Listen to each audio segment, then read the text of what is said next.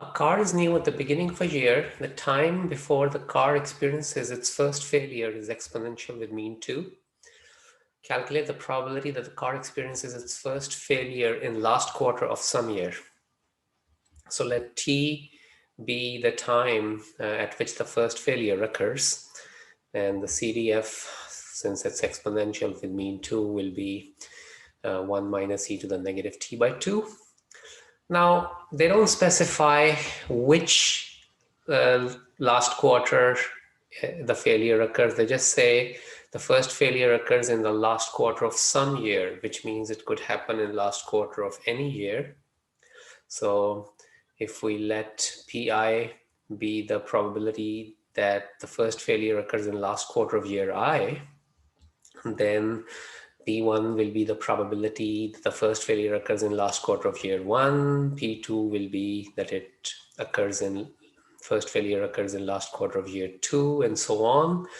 And we'll have to sum all the PIs in order to get the last quarter failure probability, because it could happen in the first year last quarter, or second year last quarter, or third year last quarter, and so on. And or means addition.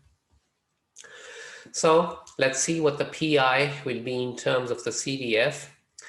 PI will be the CDF at I minus the CDF at I minus 0.75.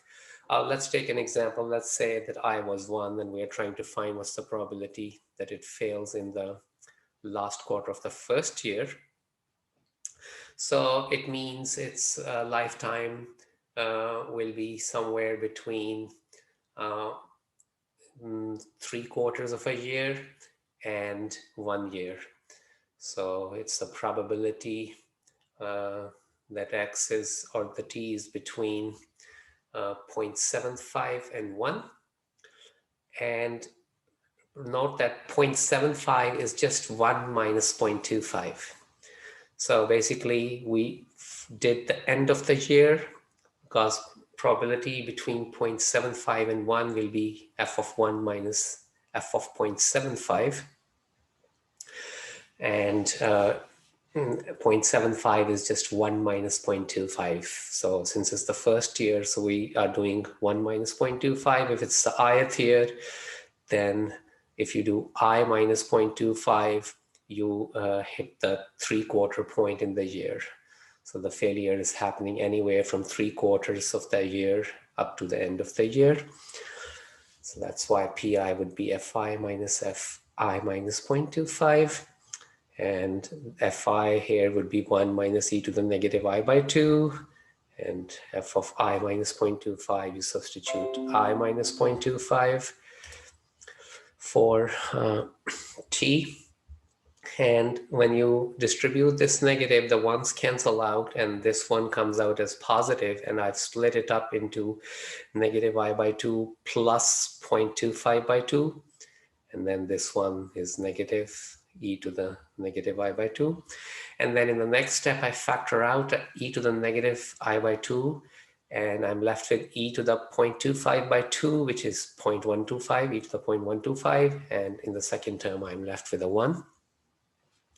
So as we said, in order to find the last quarter failure probability, we have to add up all these probabilities for the last quarter failure in the ith year. So it would be P1 plus P2 plus P3 and so on. So summation PI, and PI is this expression. So when I write the summation of this expression, I can pull out the e to the 0.125 minus 1, because that's a constant. E to the negative I by 2 is the only variable part. And this is a geometric series.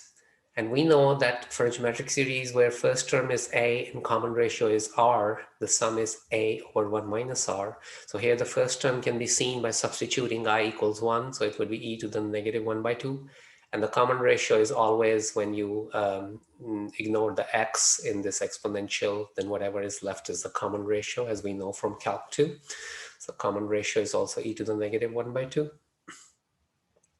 So for the series part, the sum will be the first term, which is e to the negative 1 by 2, divided by 1 minus r. So 1 minus e to the negative 1 by 2. And then we kept this constant, which was outside.